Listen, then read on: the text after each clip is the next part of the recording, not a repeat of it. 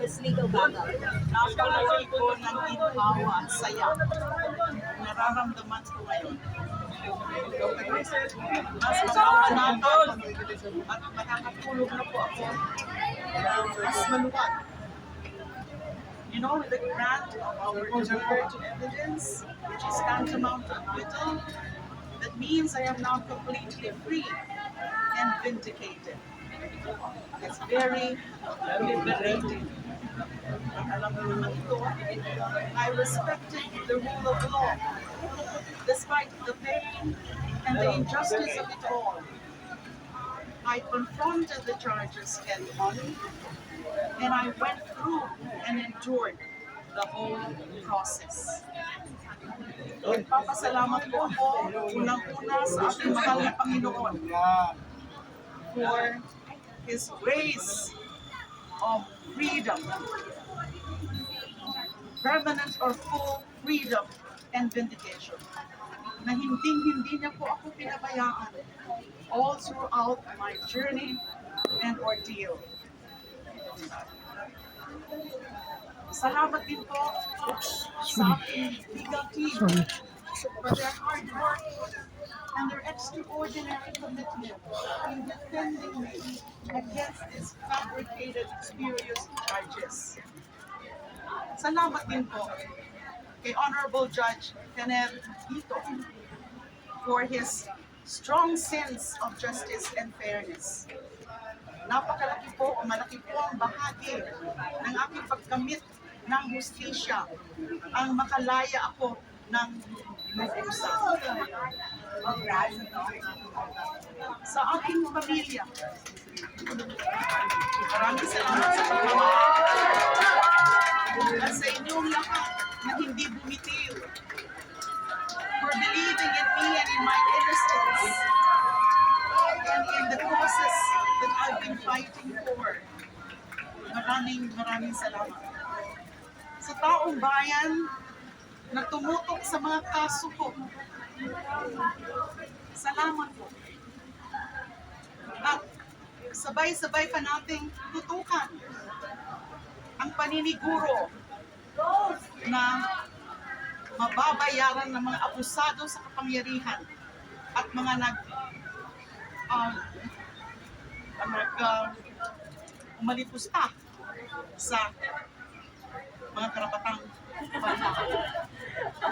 At ito po ang message ko sa dating Pangulo, Noong Duterte. Kayo ngayon ang mananagot sa mga kasalanan niyo sa taong bayan. Isa lang po akong biktima. Libo-libo mga Pilipino ang pinaslang nila nung nakaraang madugo at peking war on drugs. Maraming pamilya ang naulila. Yung iba nga hindi nga pinatay pero nabubulok naman sila sa mga kulungan dahil sa mali at baluktot na pagpapatupad ng batas. Isa po ako na nakadanas niyan na walang katuturang pagpapakulong. Sa mga sumusuporta po sa akin, huwag po kayong mawawala. Dahil pagkatapos ng 7 taon, mas handa po ako na ituloy ang laban.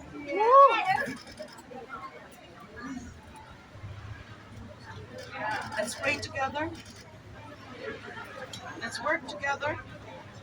Let's fight and win together. Tuloy ang laban. Ma'am, yung sinasabi ko na that you are going to run for the Senate this 2025. I have no decision yet. What I get, ay tuloy ang laban. Tuloy ang laban.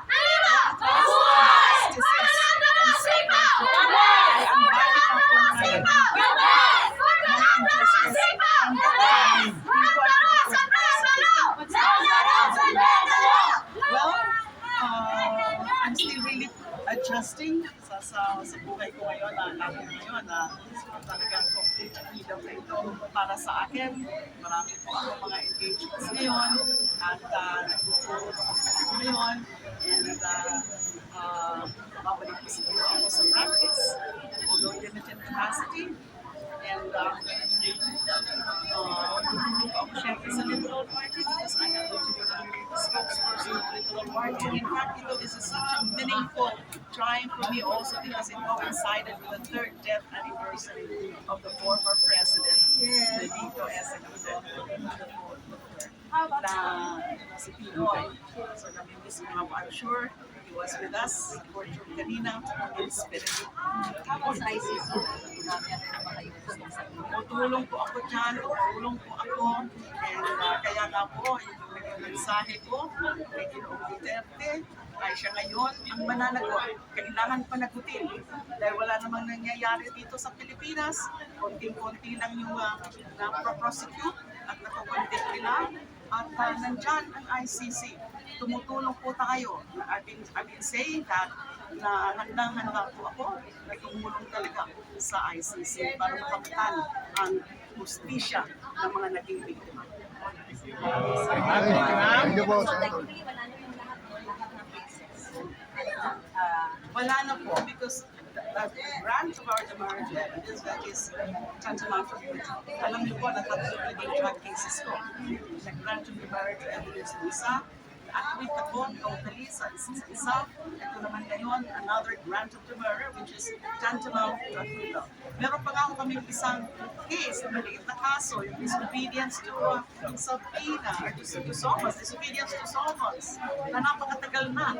Kaya dinismiss na po ng RTC. Sa METC po yun.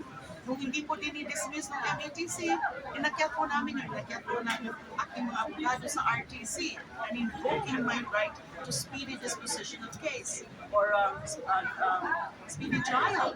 Dahil minor case lang, na imposable penalty na, is just I think 6 months. And then tumagal ng 7 taon, tumatagal ng 7 taon. So buti na lang po. Salamat din po kami sa RTC Quezon City.